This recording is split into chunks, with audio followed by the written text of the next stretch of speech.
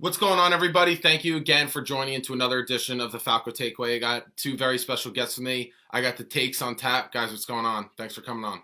First topic, obviously a very emotional topic. Remembering Kobe Bryant. A year ago today, Kobe Bryant and Gianna Bryant passed in a tragedy of a helicopter crash. So I just want to get both your thoughts on what Kobe meant to you and what this really means for our society, like losing just an icon and a superstar on and off the court, just as a legend and just a tragedy. What are your thoughts on Kobe? What he did for the game is unmatched compared to. There's not many athletes in all sports that have been able to do what he's been able to do through his career, after his career, and what he's been able to bring to the game. It's an incredible loss that we've had. I mean, it's such a sad loss because Kobe was kind of the guy that we looked to as the successor to Michael Jordan. He was kind of the guy that came right after, who's going to really push basketball to its limits. Yeah, just to add on to that, Kobe was just so much more than a basketball player. He was like a mogul to my society, my generation, man. Like, even growing up in school, everyone knew who Kobe Bryant was. Even the girls who didn't even know what basketball was, they even knew who Kobe Bryant was. The shoes, the swag, his covers on video games. He was everything, man. I mean, what's the one thing that people say when you take a shot to the garbage can? Kobe, right? That's a forever thing. He's so much more than a basketball player, and that's why he means so much to everyone, man. Like, it's just it was an unfortunate passing, and he's missed every day. So for me, it was, when it happened, he died. He was age 42. I was actually age 42. And I have a daughter as well. So it meant a lot to me in that sense. And you saw a lot of things that we didn't see, before he died about him being a father, him being off the court with his daughter and the other things that he was doing. Everyone kind of questioned when he retired, he was so competitive. And you see a lot of times when these guys are so competitive, they just can't let go of the game. But he seemed to embrace that, and kind of put that competitive spirit into his daughter. Sad that the whole thing happened, obviously. And like these guys mentioned, I mean, he was bigger than basketball. I mean, he was global. He was a global icon, and he's kind of the last of a dying breed in the NBA where, it's now everyone's all friends. Everyone wants to be friends. They want to play with each other. Kobe Bryant was that killer instinct. He wanted to beat whoever was in front of him at any given time. He had that Jordan mentality where he wanted to beat anybody. He didn't want to join up with the other big star and be, sort of a tandem. He wanted to do it, his way, and he wanted to do it the right way. And to me, that kind of goes back to the old NBA when, people just didn't like each other. Nowadays in the social media, climate, these guys are all friends. You see them outside the court hanging out. And Kobe wasn't one of those kind of guys. He was very, very old school in that way. I mean, it's tough. It's real tough. It still just feels like his presence are with us. It still feels a little surreal. It doesn't feel it just doesn't feel like he's gone. I mean, he's been a guy I'm 21 years old now. He's a guy I watched growing up, of course, and he's an icon. He is a legend on and off the court. He's been an idol for so many basketball players. People could say they played basketball because of Kobe Bryant. That was just a guy they looked up to. The killer mentality. The always wanting the moment, wanting the shot late in the game. He always had that killer instinct. He was just so competitive. And people loved that killer instinct, that Mamba mentality that he had. And not only him, but just the fact that his daughter had to go down with him and everyone who was on that helicopter. I mean, it just goes to show that you can't take, there's no guarantees in life. Nothing's guaranteed. At any given moment, you don't know when your last breath is going to be, when your last meal is going to be. That's just why every single day you need to appreciate life, appreciate your loved ones, because at the end of the day, we never know when our last one is. And I mean, to the Bryant family, rest in peace. Our prayers, condolences are definitely with you guys. I just want to touch on that real quick before we get started.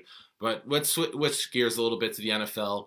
We finally have our Super Bowl matchup, the Kansas City Chiefs and the Tampa Bay Buccaneers. But I wanted to start with saying, how impressive is this for Tom Brady, making his 10th Super Bowl this late in his career without Bill Belichick, without the New England Patriots, an entirely new system with no OTAs, no training camp, no preseason, and he led this Buccaneers team to the Super Bowl. How impressive is that? Tom Brady, it just proves it to everyone. He's undeniably now, no argument at all. He is the best quarterback to ever play in the NFL. You can't say it was Peyton Manning. You can't say it was Joe Montana. Can't say it was anyone else. All those other guys are great quarterbacks. But Tom Brady is different, man. 10 Super Bowls. That's crazy. And again, how crazy is it that the first home team to play a Super Bowl in their own home stadium has Tom Brady at the quarterback position, right? I mean, you can officially say that Tom Brady has done it all. I mean, come on, man. He's just the way he led that team. It's just something different, man, because they have so much talent, but we saw them struggle. We saw them get blown out by the New Orleans Saints on Sunday Night Football at home. What was it, 50-something to 3? 38-3, yeah. 38-3. It was a massacre. It wasn't even close. It just proves, man, Tom Brady is just the best at everything. I mean, even when he struggles, we saw him throw 3 picks all in the second half. Even when he struggles, he still has that ability to be able to push his team to the next level. And that's really the difference when we're talking about the argument between Brady and Belichick. Belichick and Brady, we were kind of talking about in the offseason, who was really more important to that New England Patriots team. And it's clear now that Tom Brady made that dynasty what it was, because without Tom Brady, that New England Patriots teams, they wouldn't have won 6 Super Bowls, and Brady wouldn't have went to 10 if it wasn't for how good he was. Yeah, I'm definitely not going to argue any of those points there. I mean, he is, obviously the greatest ever. 10 Super Bowls is a ridiculous amount of Super Bowls to go to, more than anybody by far. The only thing I will do to kind of tear him down just a little bit is he has struggled in the playoffs. I mean, his team is playing very well, and his leadership is what's coming through. Because even though he struggled, because I looked up a stat. So after that touchdown that the Packers kind of gifted them in the third quarter after the fumble, Brady went 6 for 13 for 70 yards and 3 interceptions, no touchdowns. So, it was his leadership, though, that he instilled in those players around him that can kind of rally to bring this game to them. The defense has stepped up. They stopped the Packers on 3 straight times when they, turned the ball over. Packers didn't score at all on any of those turnovers. So the defense stepped up. And I think Tom Brady is there. He's kind of like Peyton Manning was at the end of his career, where he was there just to not lose the game. If they need to go out there and win a game, I don't know if Tom Brady is going to be able to do that or not. With the defense that they have, with the offensive weapons that they have between Mike Evans and Chris Godwin and Gronkowski's there, and he's still doing his thing, and Rojo and Leonard Fournette in the backfield, he can just go out there and do his thing and stay within himself, and they can still win games that way. Yeah, a few things to that. I mean, it's impressive that Tom Brady's now in his 10th Super Bowl. I mean, he's proved a lot this year. He's exceeded expectations, of course. In age 43, like I already addressed, he's not with Bill Belichick anymore, so he killed the narrative that he was a system quarterback, that he could only play with one team. So he officially ended that argument, especially this late in his career. Very impressive. He threw for 43 touchdowns at age 43, threw for over 4,600 yards. Had a decent playoff run. I mean, he outplayed Drew Brees. But, I mean, it's impressive just the longevity that he's sustained and that he can still play at this level at age 43 and now doing it with a new team and in the NFC. So I will give him his credit for that, and especially that he's going for the 7th ring, which would pass Michael Jordan in terms of individuals winning championships. But I got to call a spade here. Tom Brady did not outplay Aaron Rodgers on Sunday. He did not. If we're going to call a spade and we're going to be realistic, just because the Buccaneers beat the Packers does not mean he outplayed Aaron Rodgers, because he didn't whatsoever. Brady was really special in the first half. That may have been one of the best first halves I've ever seen him play. The second half, I don't know how else to say it, he sucked. Like, he was god-awful. Terrible. He 6 of 13, 70 yards, 3 interceptions. The interceptions were brutal. A time where they could have put the game away was that pass to Mike Evans that got tipped because he threw it way too high and it got tipped and picked off. Right then and there, they could have put the game away. But that was an awful throw to a wide open receiver. The other interception he threw, where he's going off his back foot, felt the pressure and just launched it up. Brutal interception. Brady did not play well. But the thing with Rodgers had a good game. He did not have a great game. He did not have a game up to his caliber that he had the entire season of going to win MVP, 48 touchdowns, 5 interceptions, leading the league in passer rating and QBR. The thing with Rodgers, he played well, but he had opportunities late in the game to deliver, and he didn't. I think the 2-point conversion really killed him that was dropped. That one killed them. But there were still moments in the fourth quarter Rodgers could have been better. But just because Rodgers could have been better doesn't mean Brady was so much better, because he wasn't. Brady did not play well. His team is playing lights out. A big thing that changed the dynamic in the game is the pressure the Buccaneers put on Aaron Rodgers. They sacked him 5 times, and when you are putting pressure on any quarterback in this league, they're not going to be as effective as they usually are when they have time in the pocket. Rodgers did not have a lot of time all day long, and he still managed to have a good game. But Brady was not special. And I think there's 2 plays that really changed the dynamic of this game. The one before halftime, the last play before halftime, Buccaneers are up 14-10, have the ball, I believe, at the 40-ish yard line, if I remember correctly. As a defense, Your job is to play prevent. You stand in the end zone. You do not let anybody get behind you. That's what you're taught, and you move forward as the ball goes up in the air and you bat it down. There you go. That's an incomplete pass. And what did the Packers DBs do? You let a receiver get behind you. Boom, touchdown, 21-10. How about open up in the third quarter? Rodgers throws a little dump pass to Aaron Jones, gets blasted, fumble. Buccaneers get the ball inside the 10, one play touchdown, you're up 28-10. Those two plays change the dynamic of the game.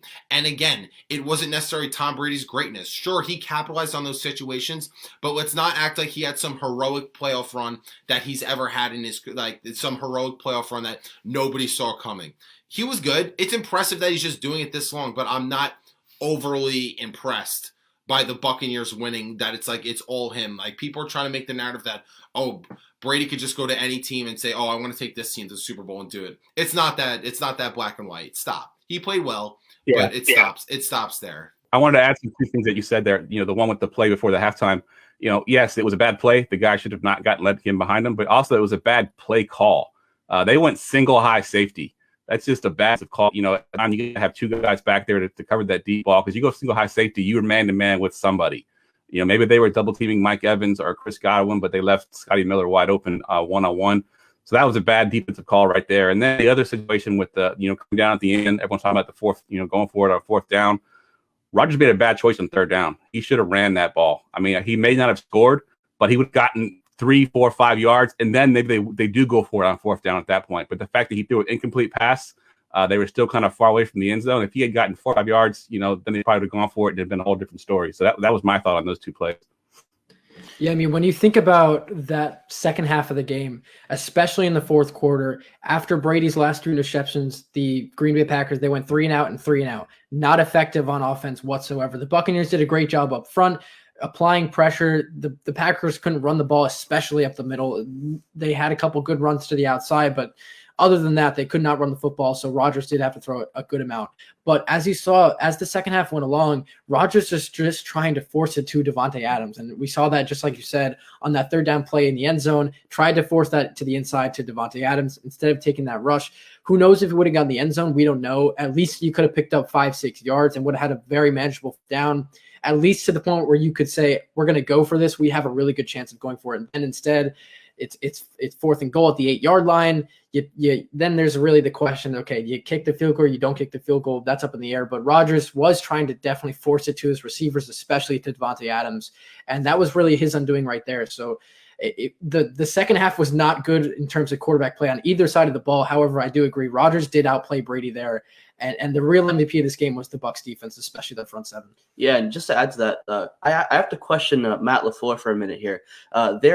Continuously, the Packers' run game was abysmal. It wasn't there. Every time they ran the ball up the middle, the Buccaneers' defensive line stopped them continuously, and they kept running the ball up the middle. There were 2 times in the game where they tossed it and pitched it out wide. Those 2 times, they converted to first down.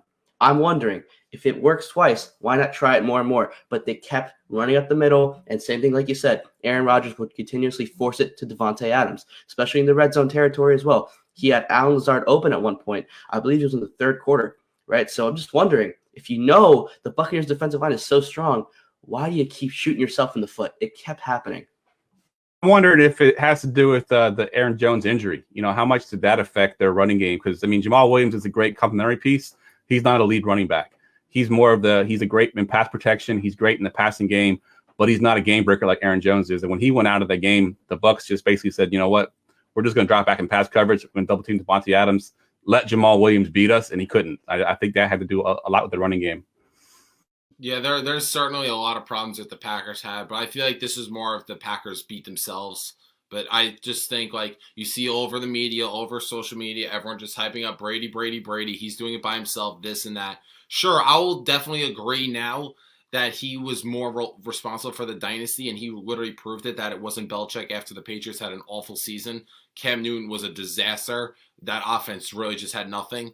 But I mean, the Buccaneers are loaded. The Buccaneers are loaded. Like, let's call it the way it is. I mean, Mike Evans, Chris Godwin are 2 all-pro wide receivers. You have a great offensive line, a great offensive play core in Bruce Arians. You got a decent run game, and the defense is phenomenal. The defense has played well all year. They had a little stretch in November where I thought they were really going downhill. But besides November, I mean, the Buccaneers defense has been top 5 in the league, and I think they still finished top 5 in the league. So let's not pretend that Brady did this by himself, this and that.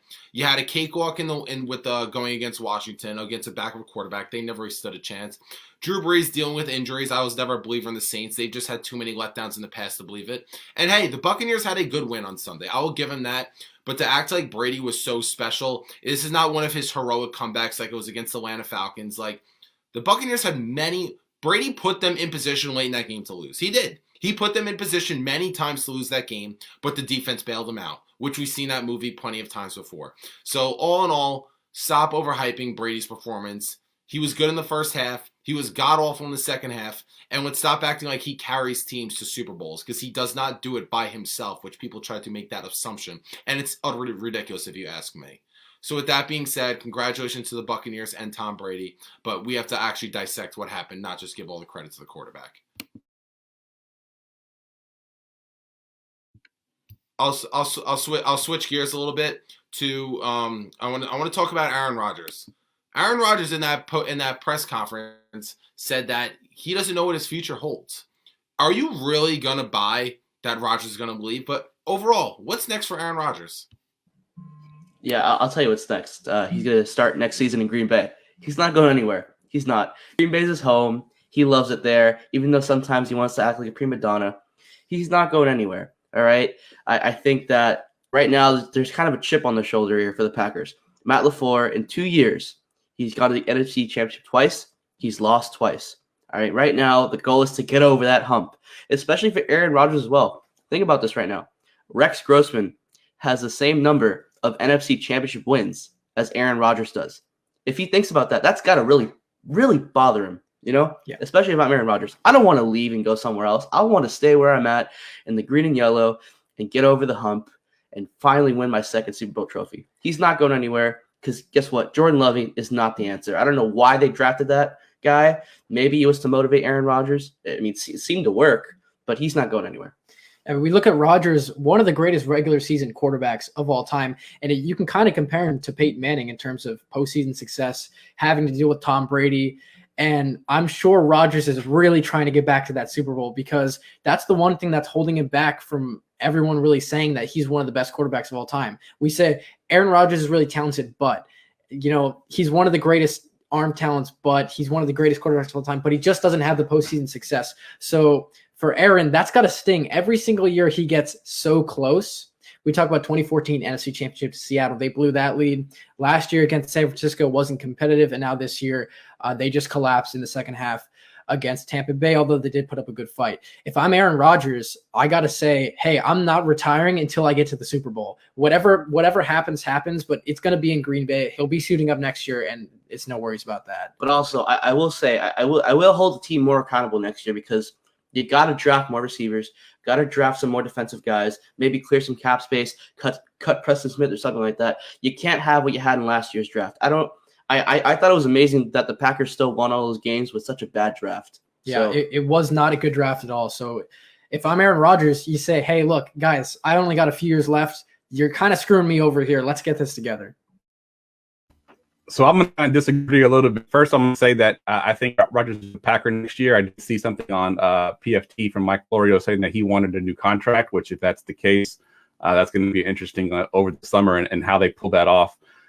And then the thing with Jordan Love, I agree 100% that it was not a smart decision. But at the same time, if 2 years from now, if Jordan Love is the starting quarterback for the Packers and is playing well, we'll look back on this and think, okay, it was not a bad decision because, I mean, they still went 13-3. They still made it to the NFC Championship game. They're right where they were last year at this time, and they got Jordan Love without a receiver. Now they can go to this draft to get a receiver. They still got Jordan Love under contract. If they can keep Rodgers, under contract within a couple of years as well, still continue to be good, and then do what they did with Favre and Rodgers. You put Jordan Love in after 3 years. Maybe he is as good as I think he is, and the Packers continue another decade of dominance. And if that happens, we'll look back at this and go, oh, you know what? That was a smart decision. The Packers are far and away smarter than the rest of us because we all thought it was a dumb decision. Not saying that will happen, but it definitely could happen. But as far as the contract thing with Aaron Rodgers, I'm assuming he's probably going to go for more guaranteed money if he does want a new contract. I can imagine he's going to extend it for more years than he already has. I think he's under contract now through 2023. So my guess is he's probably going to want more of that front-loaded money, which could change the salary cap a little bit. So I don't know how they're going to go about fitting in Aaron Jones and Jamal Williams if that's the case. They both may end up walking in free agency, and then we got A.J. Dillon as a rookie contract right now. He could be the next running back next year. The thing with Aaron Rodgers leaving, I can't see a scenario he's going to leave. I think he said that because he's just very high on emotions right now. I think he's a little pissed off with some play calling and some executions by his teammates throughout that game, which is a reason why he could feel like that at the moment. But I don't think there's just such a high asking price if you're going to trade for Aaron Rodgers. I mean, I can't imagine what a team has to offer to get Aaron Rodgers. Plus, you have to pay him that contract, which I believe he's getting over $35 million right now. So with that being said, I think he will be starting for the Green Bay Packers next year. Here's the thing. This was a little bit of a legacy stain. It has to be. He had opportunities to deliver, and he didn't. Like, he could have been better late down the stretch, and he wouldn't. This now, you have the Seattle NFC Championship loss. You have last year against the 49ers, which the 49ers were clearly the better team. But this year, there was no excuses. The proof is in the pudding. You have the best receiver in the league. You got a great offensive play caller. You were better than the Tampa Bay Buccaneers. You had the number 1 seed, home field advantage throughout the NFC playoffs. I mean, how much more could you ask for? It was right there for him, and he didn't get it done. So I just believe this was an opportunity for a guy who's been regarded as a top 2 talent, from a talent perspective, top 2 in the history of football. If you're going to ask me, probably behind Patrick Mahomes. And he's had too many playoff letdowns. He has. A guy of that caliber, his team should be more successful. Like you have to look at it like that. His team, I'm not a believer that you give all the credit to the quarterbacks when they win Super Bowls, win or loss. I just think a player of Rodgers' caliber, they should be better. And honestly, I don't think they're ever going to recover from this. I don't. I believe when you have heartbreaking losses in sports and emotional losses, I just feel like that franchise will never recover. A few instances I could refer back to on the Cleveland Indians in baseball in 2016, they blew a 3-1 lead. And then in 2017, they were in the ALDS, we're up 2-0. What have the Indians done since then? Nothing. The Atlanta Falcons were up 28-3 in the Super Bowl late in the third quarter. We all know that story. Matt Ryan won the MVP. The Falcons were 15-1. Where have the Falcons been ever since then? There's been many, many occasions. And another team, how am I forgetting this? The Philadelphia Eagles haven't been back ever since Nick Foles took them to the divisional round. The Eagles really haven't been relevant. And I'm thinking of one other team. Oh, the New Orleans Saints. The Saints had 4 brutal losses in the playoffs. And it all started with the Stephon Diggs miracle. Once that happened, they never recovered. Then you have the pass interference play. Then he gets outplayed by Kirk Cousins. Then he gets outplayed by Tom Brady. Now it looks like Drew Brees got to retire. I'm scared that this is the same thing for Aaron Rodgers. This was an emotional loss, back-to-back NFC Championship games, and after that, I don't think they have much of a future. Sure, they could get to the playoffs. Sure, Rodgers could have a few decent years left, but in terms of winning championships, I think his championship window closed. And another team I didn't even remember, I mean, this doesn't really compare, but the New York Jets in 2009, 2010, back-to-back AFC Championship games, have not seen them since. So, I mean, haven't made the playoffs since, rather. So, I mean, looking at that, when you just have emotional losses, it's really hard to recover, and you're always going to have hangovers, and I think that's the same thing for the Packers, honestly. What are your thoughts on that? Well, I'll add one more to that list. I was pointing to my hat here. I don't know if you could see it or not, but it's the 49ers. You know, we had that Kaepernick year where we came down, 3 yards to the end zone, and then, 2 years later, no one that's even on that team is even there anymore. The coach is gone. The GM was fired. So on and so forth. We fell apart after that. And then even last year, I mean, we had it in the fourth quarter. We had it in the bag. We lost that game. Now, granted, we had a ton of injuries this year, but going into this season here, there's questions around our quarterback. Is Jimmy G going to be our quarterback next year? There's all kinds of trade rumors with Deshaun Watson. Those are things that if we win that game last year, we're not talking about right now, but we are because we lost, last year. So that's a perfect example of that same situation you just mentioned. Seattle Seahawks, right? The 1 yard line. Cannot forget about that one. Can't forget about that one as well. But I will say, to maybe look at the half glass full side of things. When the New York Jets beat the Patriots in the divisional round all those years ago, I'm a Jets fan, right? Patriots seem to recover. right? I mean, you could say that was kind of an emotional loss for Tom Brady and the Pats. Divisional rival, yeah. It's a rivalry. When it's the Patriots and Brady losing, it doesn't count. You It's wanna- more of a fluke than a heartbreaking loss, if we're going to be real. True, but if you want to look at the bright side of things, like, I think Aaron Rodgers could recover. Like, the team is talented for a reason. Like, what makes a great athlete is a great mindset. If Aaron Rodgers has a great mindset, I can't answer that, because some days he's a playboy and other days he's like Mr. All-Star. So it really depends on what side of the bed he wakes up on. But I really do think he can recover and come back from it. I have faith in Aaron Rodgers. I have faith in Matt LaFleur. 2 years, 2 straight championships. You got to get over the hump sometime. I do think they can recover. Yeah, I mean, I think about teams, the teams that we've been naming. It's so tough to get over the hump, to get to a championship game, to get to a Super Bowl, especially in consecutive years. The fact that we're talking about the Packers, maybe they won't be back next year. Maybe this is a comparable situation to the other teams that we named. That's, to me, I have to disagree with that. The Packers just got the 2 NFC. It's so hard to get the 2 NFC championships in a row. If we look at the 49ers, all it took was a couple injuries to their players, and they couldn't even make the playoffs. A team that just went to the Super Bowl, that had the best defense in football and had a good enough offense and run game to get them to the Super Bowl and almost beat the Kansas City Chiefs, who we're looking at as the next NFL dynasty. So I think we just need to slow roll on the Packers. The game just ended. I know that there's a lot of things here that we could speculate about. Maybe the Packers are done, maybe they're not. But this team is really talented. If they don't even make it to a championship game next year, that's going to hurt Rodgers' legacy. But for me, it's not going to be a stain for me. For Rodgers, if he gets to another Super Bowl, that's cool. But it's so difficult to be able to get to a Super Bowl that I'm totally okay with Aaron Rodgers ending with 1 Super Bowl, because I think he's had a good enough career to call him as one of the better quarterbacks that we've ever seen. Yeah, he's one more than Dan Marino too. So okay, that's true. Yeah, you prove the point though that it's so hard to get back to go to 2 NFC championship games. So why am I to believe they were going to get to a third? It's an emotional loss and it carries over. That's why all those teams we named haven't ever got back there, because it's an emotional loss. And the Atlanta Falcons were still a great team in 2017, I think it was. It's still the same team that they had when they went to the Super Bowl. Then what happened? You see that with the Legion of Boom in 2014. It's an emotional loss. You just don't ever recover, because it's so hard to get to that spot to begin with.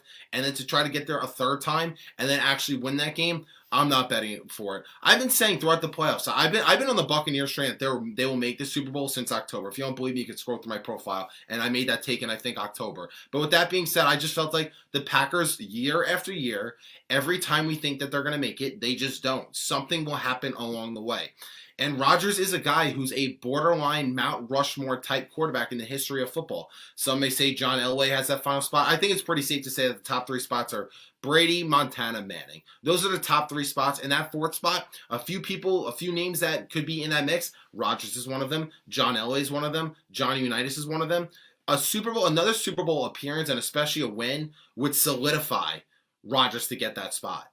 And with this year, that there was no team better than them. There was no team in the NFC better than the Green Bay Packers. He was the best quarterback in the league with 48 touchdowns, 5 interceptions, winning league MVP, had the best receiver in the league, home field advantage throughout the playoffs. Like, he couldn't have been set up more. And overall, he did fail. Even though he had a good game, good is not good enough. You need to be great. You need to be heroic. You need to be historic to be a guy you want to consider a Mount Rushmore of quarterbacks.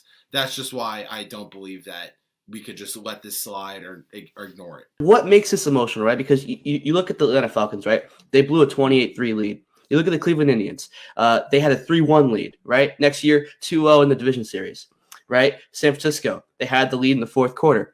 With Green Bay, yes, they lost the game, but there wasn't really a play that defines like, oh, man, we had it in the bag, because Green Bay never really did have it in the bag. The Buccaneers were kind of just leading the whole time. Green Bay was kind of playing comeback, right? Seattle, they gave it up at the 1 yard line. They had the chance to win. I can't really find the play that makes it gut-wrenching. Yes, you lost, but you were still playing comeback. New Orleans, Minnesota Miracle, bad PI call. Can't really find the same here with the Packers game. Yeah, I mean, but just because it was in the 4th quarter doesn't mean there were still 2 similar type plays. I already addressed those 2 plays. The one before halftime, that was a killer, and then coming out of halftime, the fumble. That was 14 points right there. That was literally the game. It just wasn't necessarily late in the fourth quarter like we see with Seattle or Atlanta blowing the league or other games that you mentioned. It just happened in that time. Then, yes, they were playing catch-up. But again, they still had opportunities late in that game. People are questioning if Rodgers should have ran the ball on third down, make it a 4th and 4 from the 4-yard line. Then you could go for it and tie the game right then and there. So it's still an emotional loss because you had Super Bowl aspirations. More of when you're an underdog trying to, like, I wouldn't say the Browns had an emotional loss going against the Kansas City Chiefs in the division round because they exceeded expectations already.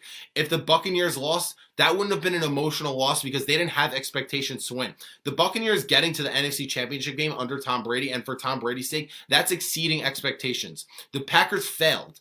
If the Buccaneers failed, if the Buccaneers lost, I wouldn't call that a failure because of their expectations. Like, players and fans and their teammates do think about these things, that when you have expectations, there's a certain amount of pressure on you. So that's why I do think this is a big deal for Rodgers and for the Packers.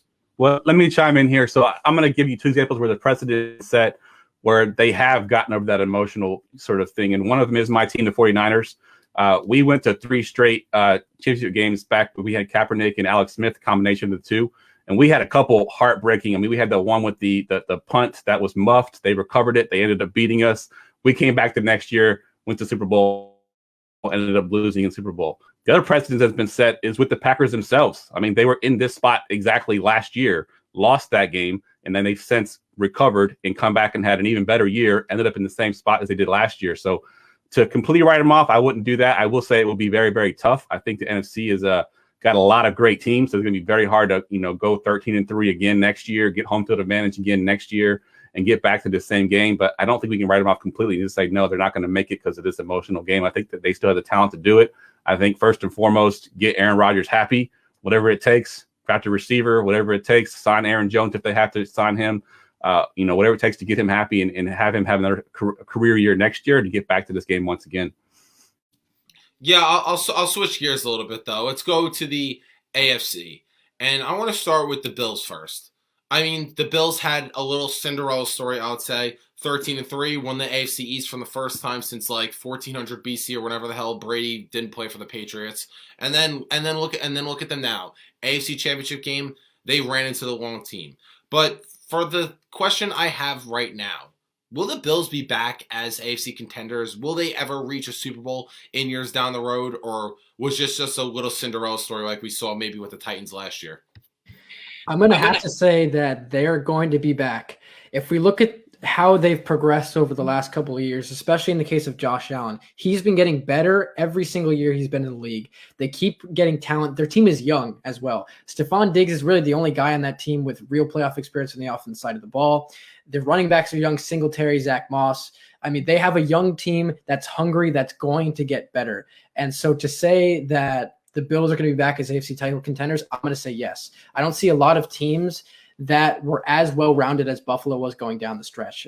Besides for Kansas City and Baltimore towards the end of the season, those are really the only two teams that I can see as a contender for Buffalo moving forward. But I think they're definitely going to be back. Well, I'm going to go with no here, but like, it's nothing against Buffalo. They are a fantastic team, really great team. But there's just so many other great teams in the AFC, right? And, look, right now it's the Chiefs and everybody else. And to me, Buffalo is on the same level as everybody else because they couldn't really keep it that competitive against Kansas City. One team that I have my eye on, though, Grant saying that they get the right guy at the quarterback position, the Colts. I think the Colts have a real chance to be the Buffalo Bills of next year because in round one, they had the game and it came down to a field goal. Philip Rivers just retired, by the way. Philip just retired. 100% right, but they grab a Matthew Stafford. They grab somebody else. They could be in that same spot. They're still a great team. They got a great coach. And, the Browns are still, up and rising. The Ravens, right? They could turn it around next year. Again, right now it's the Chiefs and everybody else. And until Buffalo really puts up a great fight against Kansas City, they do play next year, right? In the regular season. Right now, Buffalo is just with everybody else right now.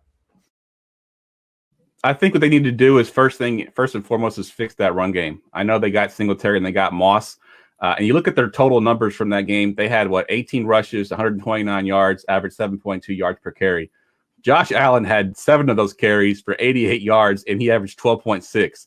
The running backs were 11 for 41, 0 touchdowns. They have to be able to run the ball. They can't put. I mean, Josh Allen was great this year, MVP candidate. If it wasn't for Rodgers, it probably would have been Josh Allen. But they got to run the ball. And the Chiefs' weakness was against the run, and they couldn't run the ball against the Chiefs. So they got to figure out a way, whether it's scheme, whether it's, if Moss isn't the guy, if Singletary isn't the guy, they got to find someone to get that run game, because that's the way you beat the Chiefs, is you run the ball. I think we saw it with my team when we were winning that game last year in Super Bowl. We were running the ball, playing good defense. That's how you beat the Chiefs. And that's how you win right now in the playoffs. I know it's all about the passing game. That's what everybody's all excited about. But you can't run the ball, you can't win in the NFL.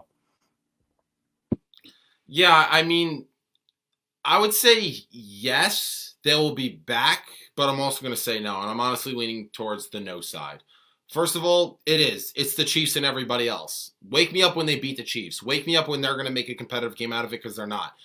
Mahomes and that Chiefs team are just so much better than everybody else. Sure, the Bills are the second best team in the AFC right now, but any other team that made the playoffs has the potential to knock them off. Sure, do I think they're going to run the AFC East? Definitely. The Patriots aren't going to be any much better. The Dolphins, they had a little Cinderella story going, 10-6 or whatever, or 11-5. I think 10-6 they went. I mean, sure, the Jets are god-awful. Sure, the Bills will run the AFC East, but they're just going to be a middle-of-the-pack AFC playoff team where on any given Sunday, any of these teams could lose. The Browns could beat them. I wouldn't say the Ravens could beat them. I want to see what the Colts do at the quarterback position. I mean, there's just other teams that are just as good as them. They have to figure out the run game. I think their defense needs to be more consistent. Josh Allen, let's see if he can take another leap forward. But I think there's just a better chance that they don't get back to the AFC Championship game than them actually making a Super Bowl. Because I just don't see what team in the AFC could really beat the Chiefs. I don't. They are just so much better than everybody else. Sure, I'll give the Buccaneers a much better chance, which we'll touch on later in the show, that it could beat the Chiefs. I would have said the Packers have a decent shot. But I mean, for any team in the AFC, it was like they had ugly wins, and then people were just so used to the Chiefs winning, they're like, oh, they're not blowing teams out, so let's panic. I just remember throughout the end of the regular season, people in the media, people on TV, all over social media, freaking out that the Chiefs' wins were quote-unquote ugly wins. But I mean, once upon a time, Al Davis just said, just win, baby. I mean, they kept winning. The divisional round was an ugly win. And then Mahomes put the little kids to bed like they expected to. The Bills had a cute Cinderella story. But I mean, every other team in the AFC is going to be shooting for that, beating the Kansas City Chiefs, so I don't think any of them can. But I mean, they're just like everyone else. The Titans are in that mix. I thought the Titans were going to make it further than they did. That was a really disappointing loss that they had. Again, like I said before, the Browns, the Colts, we'll see what other teams could do. But am I going to say that the Bills could beat the Chiefs next year, or they're going to have Super Bowls? Maybe. But as of right now, I don't think so. What are your thoughts? Yeah, man, I definitely agree there, right? Again, Chiefs, everyone else, Buffalo definitely has to fix the running game, as Jeff said, I believe, right? And again, the Browns still up and coming, and I actually do think Baltimore can beat Buffalo. That game was a little close, toward the first half of that game, right? It was low scoring as well. Lamar Jackson didn't really do anything as well.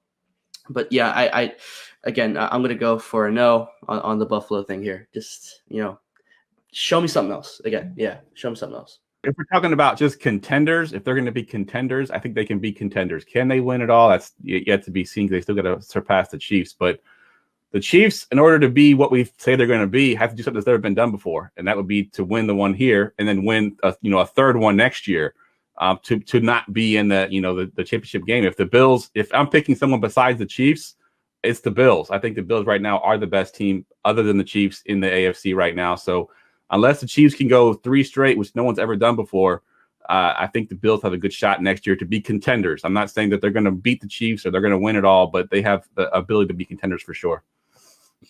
Yeah, I mean, I want to flip the script to the Chiefs a little bit now. I mean, again, like I addressed a little bit last topic, but I mean, the Chiefs were doubted. Many people were doubting the Chiefs. Oh, the Bills are hot. They won 11 of 12 games. Josh Allen looks like the best quarterback in the league. Then you have that their wins were ugly. Then I don't know if he's healthy. Did he have a concussion? What's good with his toe? And Mahomes put them to bed. It was 9-0. Hardman muffed the punt, and then the rest is history. Mahomes just absolutely took over that game single-handedly. So with that being said, after people tried to doubt him, is it just simply safe to say Patrick Mahomes is head and heels above his competition, that there's no other quarterback in the league who's his rival? It's just him and everybody else. What are your thoughts on that? 100% agree there. If we're talking about teams that can beat the Kansas City Chiefs, the Bucks, teams with good defenses can give the Chiefs trouble. If we're talking about Patrick Mahomes specifically, there is no more talented. There's no quarterback more talented and better than Mahomes at this point in the NFL. Patrick Mahomes, what he can do on the football field when he's not healthy, when he's thrown off his back foot, whatever it is that he's going to do in between the white lines, he's going to be good at it. And that puts the Kansas City Chiefs as a team as one of the best teams in the NFL. But as just speaking of Mahomes specifically, there's no one. Is there anyone better than him? I got to say no. Right now in the NFL, no, right? But he's got so much around him. Yeah, and right now I think, Patrick Mahomes is the only one that is just like so far above everyone right now. But here's what I really want to see. And let's take a look at the future here, right? Right now the Kansas City Chiefs are not paying him much, right? His contract starts in 2 years, I believe. I want to see what happens when he starts getting the big money. The cap gets tight. They got to cut a couple players. You have some more young guys. Travis Kelce gets old, right? Stuff like that. That's what I want to see. Like the thing for me with Patrick Mahomes, I know he'll be solidified as like a top 3 quarterback in NFL history when time tells that the Chiefs can't have as much around him. Because again, right now they're not paying him much. But for right now in 2021, as we sit here in January, he is definitely head and heels above the competition. Yeah, I definitely agree with that. And I think the main thing that makes him different than everybody else, too, is the off-schedule plays. Mahomes, when he drops back to pass, they got a great offense. They got great players. But when he's rolling out and he's trying to find that guy down the field that has broken his route and he can't find anybody open, Mahomes is the best at that. And it's not about, running the ball like Lamar Jackson or, Deshaun Watson's. He rolls out for the ball. His players know when to find him. And I think that would make him different than everybody else. Because we had this argument in a group of friends of mine, and we were talking about best offense ever. And they were talking about the Chiefs' best offense ever. I disagree. I think that Patrick Mahomes makes it the best offense because he can do those plays off schedule where, going back to the Rams back in the day with Kurt Warner, that was to me the best offense because it was beautiful to watch. The talent was everywhere. Everything was on schedule, beautiful. Whereas Patrick Mahomes, I think when you see him making those plays outside the pocket, that's not play calling. That's Patrick Mahomes making the play. It's a different thing. So to me, I think Mahomes is so much better than everybody else in the league right now, and he is the reason the Chiefs are good. Because you look at talent-wise, I mean, Tyreek Hill, Travis Kelce, and then what? You know what I mean? You have average players. Sammy Watkins is average. CEH, the rookie, wasn't great this year. The running game wasn't great this year. There are more talented teams in the NFL, but they don't have Patrick Mahomes. It's utterly ridiculous to think that there's any quarterback close to this guy. I mean, it's literally him and everybody else. People tried to make the assumption Aaron Rodgers was better than him because he had a better regular season. People chose a few Tom Brady lovers still try to say Brady's better than him. No, it's Mahomes and everybody else. There's like 2 guys in the NFL, maybe it's just one in 2020, who literally just has another gear that they flip a switch and it's like, I'm a new guy, and you have no chance of winning. Patrick Mahomes literally has another gear to flip a switch and just completely dominate his opponent. Like Jeff said, Andy Reid's a great play caller. I mean, some of the creativity in their play calling is absolutely fantastic. But the way he extends plays, that's on him. He's probably the best at extending plays I've ever seen with my own 2 eyes watching football for over the past 15 years. The way he can extend plays and get receivers open, not only by extending plays, but the way he looks off DBs. We see him look off a safety, look off a DB, and throw the other side, which gets his receivers open. Sure, Tyreek Hill is one of the fastest human beings in the world. I get that. Travis Kelce's the best tight end in football. I get that. But if you look at their numbers with Alex Smith versus what happened when Mahomes took over, it's night and day. And they become what they are because of him. I'm not going to say that they're a product of Patrick Mahomes because they are just fantastic. But to say that it's just because the Chiefs are so great offensively is why Mahomes is great is ridiculous. The only thing that scares me about this Chiefs team is their defense, which we'll talk about when we do a little Super Bowl preview next topic. But the thing is, Mahomes is just uncomparable to anybody else in this league. Like, he really just shows when he needs to put it onto another gear that there's just no one who could touch him. I always make a Madden analogy when I talk about Patrick Mahomes. I always say when you're a Madden player and you play on Pro or All Pro, whatever you may play on, and then sometimes you think you're good enough to play it on All Madden. You play on All Madden, you struggle a little bit, or late in the game it's getting close and you don't want to lose. So what do? You go in settings and you put the difficulty down to rookie so you could just tear apart the defense. That's what Mahomes does when he flips a gear. When it looks like he's struggling and playing against an all-Madden team, he goes on settings, puts difficulty down to rookie, and absolutely annihilates them. That's what he did on Sunday when they were down 9-0. That's other times this season when it looked like the Chiefs were going to lose, and he all of a sudden just flips another gear. That's the way I compare Patrick Mahomes, and again, nobody can compare it to him. But on that note, I want to talk about a little Super Bowl 55 preview. The Chiefs and the Bucs, who do you got and why? Yeah, so I'll start us off here, right? Super Bowl 55, it's going to be fun, right? The first home team to ever play in front of their home crowd. And I guess the sad part is that all of their home crowd won't be there. Tom Brady, Patrick Mahomes, I believe the last time these two guys faced off was in the regular season. Kansas City the whole time, they really outplayed Tampa. Tyreek Hill went off that game. And for that reason, I'm going with the Chiefs. I think right now they're going to go 2 in a row, right? Back-to-back championships. Right now, Tampa, their defensive line was great, but the Chiefs are just something else. I really can't go against Patrick Mahomes. It's really hard to do that. You know, they keep winning games. They keep putting up numbers. And again, go look at the stats for Tyreek Hill against Tampa that one game. I don't have him here in front of me, but I believe he had 200 some on yards. 269, I believe it was. It was amazing. Yeah. What Kansas City's doing is amazing. And back-to-back, they go, and Tom Brady becomes the first quarterback to lose a Super Bowl in front of his home crowd. Yeah, I think it's interesting to know. I'm going to go with the Chiefs here as well. However, I wouldn't be shocked if the Buccaneers would come away with this win because I think the two X factors in this game is can Tom Brady play better than he just played this past weekend against Green Bay? And the other one is can this Tampa Bay defense disrupt Patrick Mahomes enough that they make it a game? Those are the two X factors for me. How I think this is going to go out is that Patrick Mahomes is going to do enough as the most talented quarterback in football right now to be able to get past this Buccaneers defense with the weapons that he has. Their defense is going to do enough to be able to stop Tom Brady on his offensive side of the ball. I got to say the Chiefs take this, but I wouldn't be surprised if the Bucs come away with the win. Yeah, I'm going Chiefs here as well. And also I'm looking at the last two Super Bowls here. So we had the Patriots, Rams game was 13-3. Last year, basically the 10 close to the game at 31-10. I'm betting the over on this game. I think it's 56 right now. It's going to be an extremely high scoring game. And I think the Chiefs, it benefits the Chiefs in that sense. I think they're built more for the high scoring games. If Tom Brady has to beat the Chiefs with his arm, it's not going to happen. If he throws 3 the way he did against the Packers, the Chiefs will blow them out. So I do think it'll be a very, very high scoring game, which favors the Chiefs. And I think the Chiefs do take this game. I think it'll be close. It'll come down to 3 or 4 points at the end of the game. I think, the Bucs have a chance to win, but I think the Chiefs find a way to pull it out. I'm a very, very, very, very big supporter of Patrick Mahomes. My gut does say the Buccaneers will win this game, and it's nothing about the quarterback matchup. Mahomes is head over heels right now better than Tom Brady. I really don't think it's particularly close whatsoever. I know I'm going to get out of Mahomes. They are going against a top 5 defense, and the Chiefs defense is pretty bad, is really bad, actually. Their run defense is atrocious. I just don't trust their defense whatsoever.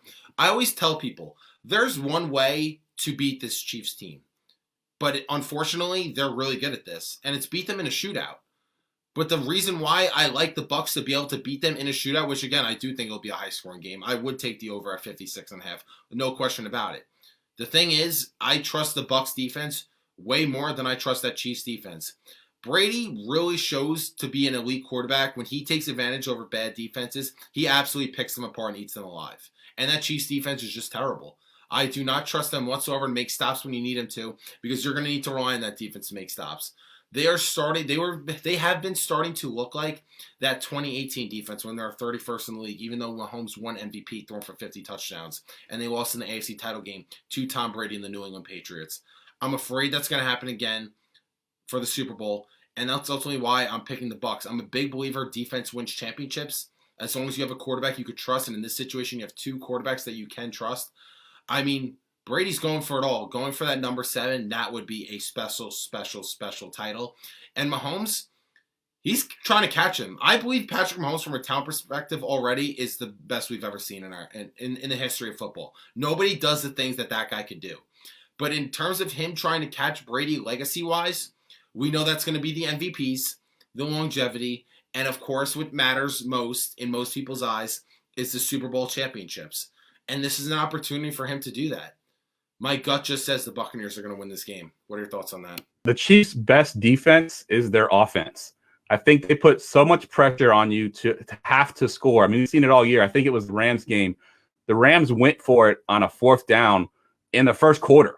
Not because they had to, but because they needed to keep up with the Chiefs' offense. And I think sometimes we forget that. When you're down, 14 points, 20 points to a Chiefs team, that's their defense is ready to feast. And if they can get the Bucs down at any point in this game where they feel they have to go for it on 4th down or take chances they wouldn't have to take, that's when the defense is going to step up and kind of make a big play or something to that effect. Because I think that the Chiefs' offense is their defense, really. Yeah, and for some reason, something's telling me here, and I feel like nobody in the room feels it, but I do. I feel a blowout here. I do. I really feel like Kansas City might come in and just like shell shock Tampa. Do I want that to happen? Hell no. I hope I'm wrong. I really do. I hope my gut is wrong. But something's itching at me, like saying, "Hey, man, I don't know if Tampa can just like come in and keep up with Patty Mahomes. Maybe, I don't know. Things happen, nerves happen. The team just doesn't show up to play, and Kansas City just like rolls out and blows them out. I would hope not, because again, Tom Brady. I'm thinking back to those 3 interceptions he threw against Green Bay. I think he threw one of them off his back foot. It like lingered in the air for about maybe a minute. It was so bad, and I just don't think that he can really keep up with Mahomes in a shootout, like Jeff mentioned earlier. Right. I mean, I hope I'm wrong on this here, and I hope it's a really close game. I wouldn't be surprised if Tampa won, but right now, man, like Kansas City, I just can't go against them. I can't do it. I can't. I get not going against Kansas City, but the worst point you had in that was trying to say nerves. Tom Brady and nerves should never be said in the same sentence. And I'm not a Tom Brady supporter, but Tom Brady and nerves, he's had every scrutiny on him, every high-pressure situation he's had on. And right now, he's playing with house money. He has nothing to prove. This does not mean anything for his legacy. He can only gain. He has literally nothing to lose. And some may say, oh, well, he literally has a Super Bowl to lose. Sure, of course. But in terms of his legacy, he's already exceeded expectations. His regular season already exceeded expectations. Them making it to the NFC Championship exceeded expectations. Them winning the NFC Championship game exceeded expectations. So making the Super Bowl now, there is nothing he has to worry about. There is 0 pressure on him. And he's especially just being a guy who is more experienced than anybody in the history of football on this stage. We're so used to seeing him in the Super Bowl. Basically, I've seen him my whole life playing the Super Bowl year after year after year. So in terms of nerves and pressure, no. But the Bucs defense, if they could put pressure on Mahomes, which he does very well against pressure. I mean, there's no way to stop Mahomes. I know what I'm getting out of Mahomes. I just don't know what I'm getting out of that defense. And that defense is awful. And when you have a bad defense, I really can't trust you to win any game in this league, honestly. I think the nerves thing comes down to the guys around Tom Brady. I mean, Chris Godwin's had some pretty big drops this year in the playoffs, and his nerves are obviously getting to him. Now he's on the biggest stage. What if there is that, key 3rd down conversion? Brady goes to Chris Godwin, drops the pass. I mean, those kind of things can happen. I think Brady instills leadership, and he can kind of calm those guys down. Definitely, I think he will be the steadying force there. But when he gets down to the 4th quarter, if it's close, I'm a little nervous for some of those guys on that Bucs side who haven't been in the playoffs in 13, 14 years, something like that. Yeah, I mean, you look at Hardman who muffed a punt. You could say, what is that, nerves too? I mean, the nerves part is coming into the quarterback play, which in terms of both quarterbacks, these are the 2 most clutch players in the league. So I mean, I wouldn't talk about nerves here. I think the important thing to remember is that the only 2 guys on Tampa right now that has Super Bowl experience and that I can really think of off the top of my head, Tom Brady, Rob Gronkowski. Mike Evans has never been here. He's never been here. Chris Godwin, he's never been there. Bruce Arians, I believe this is first Super Bowl he's coaching.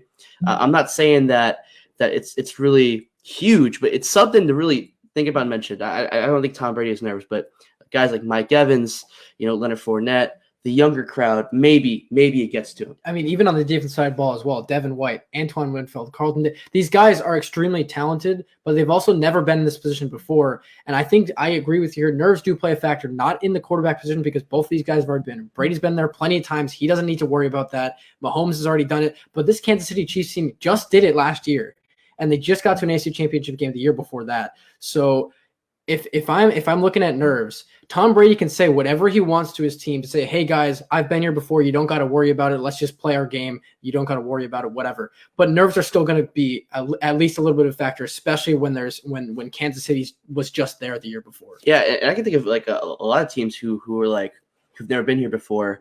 It's different because you have Tom Brady on Tampa, right? But think of the Panthers way back when, Super Bowl 50, or maybe the Atlanta Falcons, right?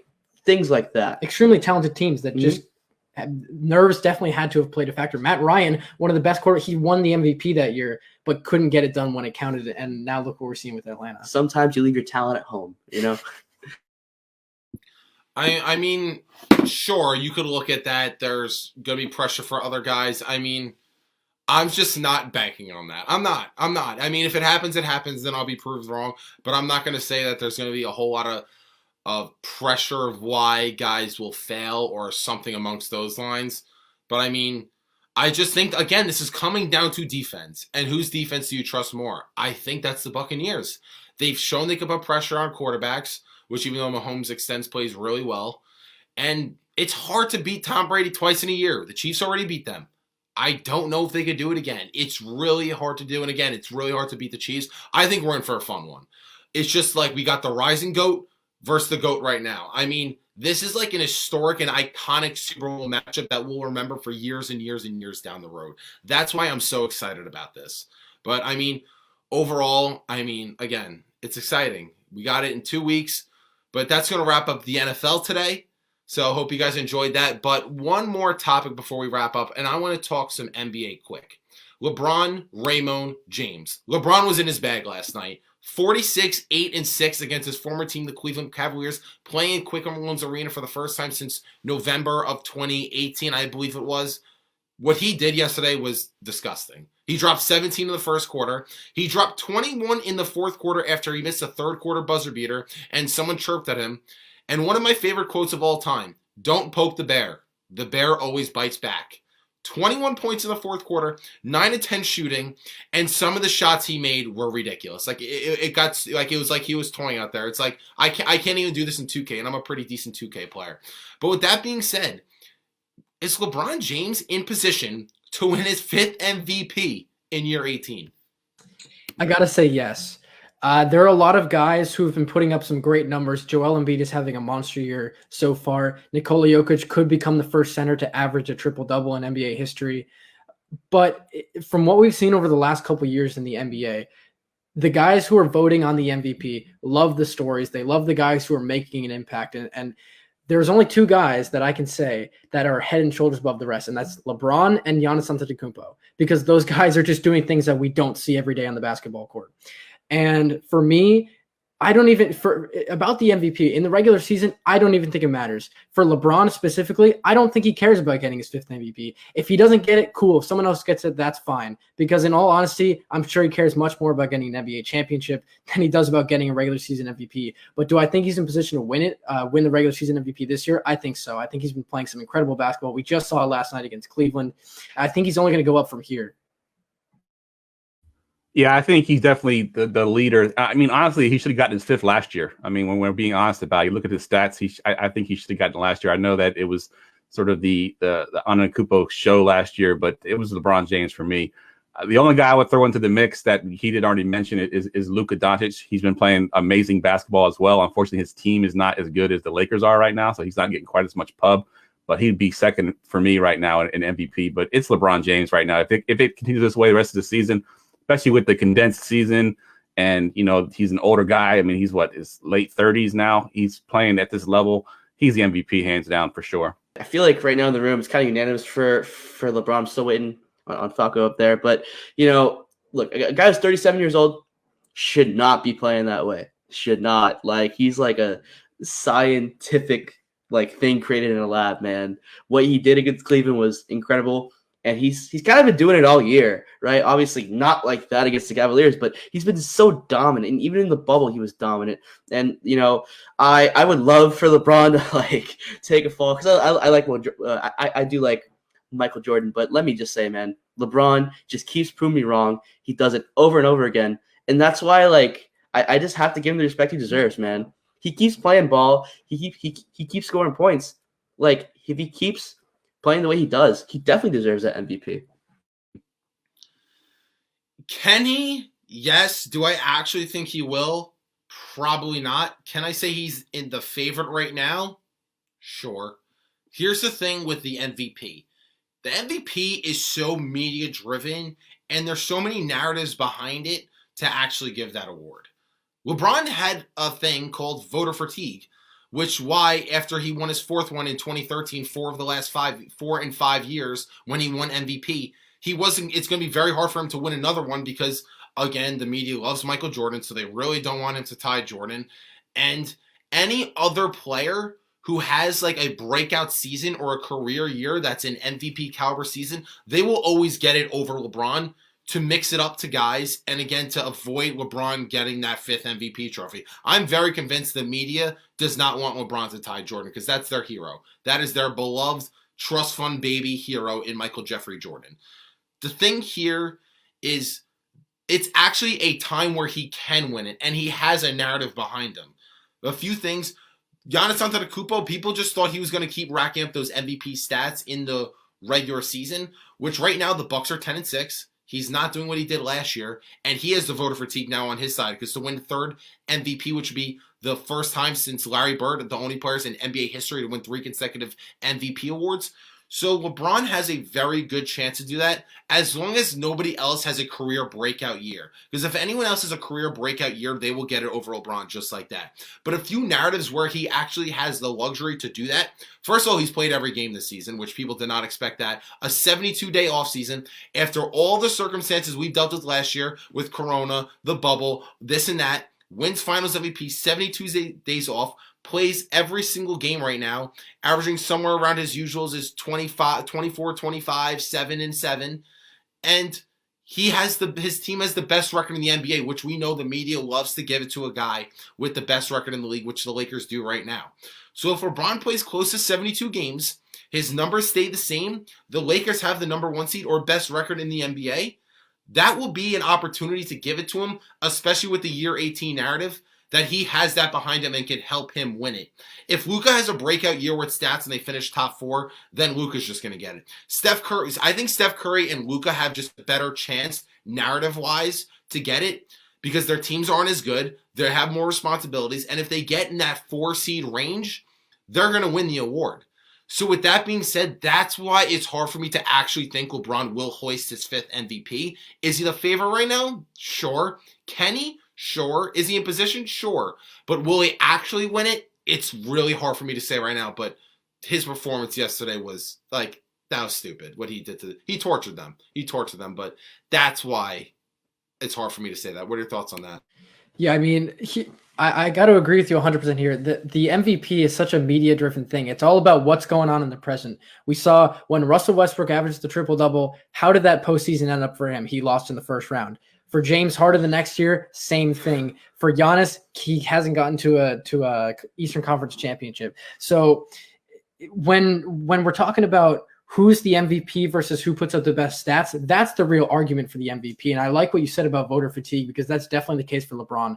And if we're going to talk about Luka, if he puts up stats, he's probably going to win MVP. Steph, we haven't seen him win the MVP in a few years. It's really good to see him back. He's been balling out for sure. I'm not going to say he's not in contention because he definitely is, but his team's not playing well. So for me, the MVP has to be a combination of how well your team's doing how well you are in relation to how good your team is. And then if you can carry your team into the postseason, and we're going to see that LeBron has always carried his team well in the postseason. This Lakers team is going to be really good. And yeah, he's not going to put up 35-8, 35-8-5, or whatever you want to say. He's going to put up 25, 26 points, 6 or 7 rebounds, 6 or 7 assists. And that's, for me, is good enough for him to win the MVP. But do I think he's actually going to get to it? Like you said, I don't think so.